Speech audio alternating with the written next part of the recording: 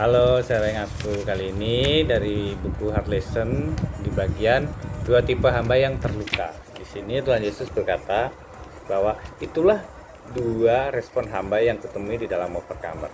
Hamba pertama selalu merasa layak menerima lebih, padahal ia lupa jika aku tidak tolong maka ia bisa mati dalam dosanya. Ia lupa bahwa aku yang menyembuhkan semua lukanya, hingga ketika ia berpikir sudah cukup indah, ia meninggalkanku dan melukai hatiku dengan kesombongan dan bangkit menjadi pemberontak. Tapi berbeda dengan hamba yang kedua, ia tahu bahwa jika tidak ditolong olehku, ia akan mati. Sehingga yang timbul adalah ucapan syukur, sukacita, dan cinta kepadaku. Ia bahkan rela melakukan pekerjaan apapun, dan ia tidak pernah meminta upah apapun dariku. Hamba kedua itu selalu bergantung kepadaku. Di sini saya diingatkan bahwa saya itu juga hamba yang pertama itu. Saya kadang merasa bahwa ya karena saya sudah melayani Tuhan, saya berhak untuk mendapatkan sesuatu. Kadang saya berpikir bahwa ya kalau saya sudah melayani Tuhan, otomatis Tuhan akan memberikan sesuatu kepada kita. Dan mengharapkan upah dari Tuhan itu kadang masih terbesit di pemikiran saya. Jadi saya juga masih terus belajar untuk menghilangkan kesombongan, sifat pemberontakan di dalam diri saya, dan saya belajar untuk menjadi hamba yang setia, yang tahu diri bahwa dari mana saya dulunya berasal, yang sekarang belajar untuk berucap syukur, menjadi sukacita, dan belajar selalu mencintai Tuhan.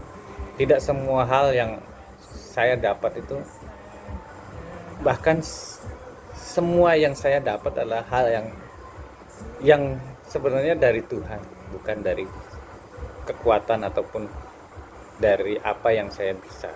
Saya tahu bahwa apa yang saya bisa sekarang hanyalah karena kasih karunia Tuhan, termasuk talenta yang hanya satu talenta yang saya punya itu pun pemberian Tuhan yang harus saya lipat gandakan, bukan hanya untuk kembali menjadi satu, tapi harus berkelipatan sehingga saya bisa menyenangkan Tuhan. Tidak hanya apa yang telah saya terima dari Tuhan, tapi apa yang bisa saya serahkan buat Tuhan, yang selalu saya sampai saat ini saya selalu berusaha untuk apa yang bisa saya berikan buat Tuhan, bukan apa yang saya terima dari Tuhan. Karena saya tahu Tuhan punya segalanya, dan saya tahu Tuhan mau hati saya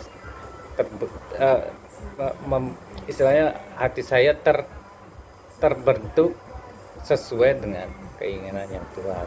Tuhan tahu apa yang terbaik buat saya, apa yang menjadi tujuan hidup saya.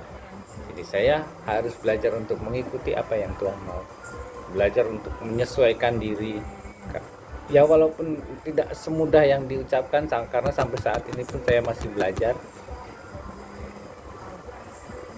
Jadi ya saya yakin kita semua akan melalui fase-fase tertentu yang kalau kita tetap maju, tetap mau dibentuk, maka kita mengarah kepada titik yang sudah Tuhan tentukan.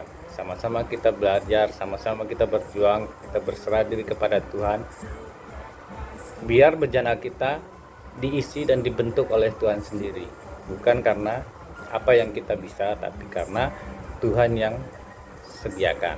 Terima kasih.